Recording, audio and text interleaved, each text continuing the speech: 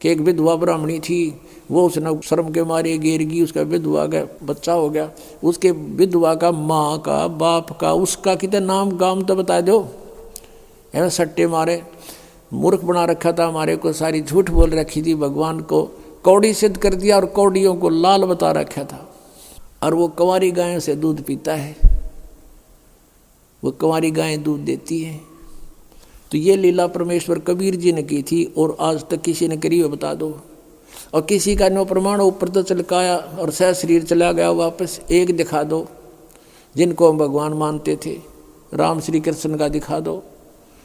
तो कहने का भाव पुण्यात्माओं, हम भगवान को पहचान नहीं सके क्योंकि जिनको हम गुरु मानने थे वो अंधे थे, ज्ञान नेत्रहीन थे। वो कहते मोती मुक्ता दर्शत नाही, यो जग है सब अंधरे, दिखत के तो नैन चश्म इनका फिरा मोतिया बंदरे।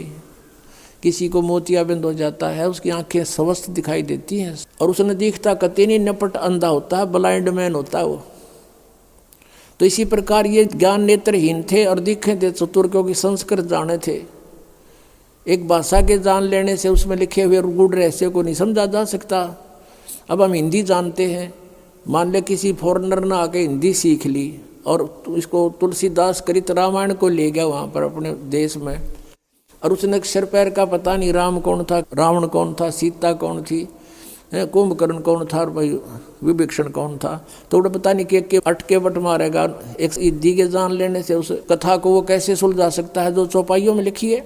ऐसे ही वेद और ग्रंथ और पुराण और गीता जी ये परमात्मा की महिमा से परिपूर्ण है। संस्कृत के जान लेने से कोई नहीं समझ सकता जब तक ये मौखिक कथा रामायण वाली की तरह सृष्टि रचना का जिसको ज्ञान नहीं होगा।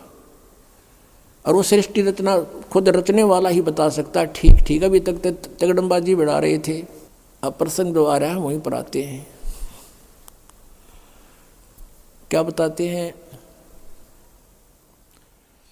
कि कोट जन्म तन भर मत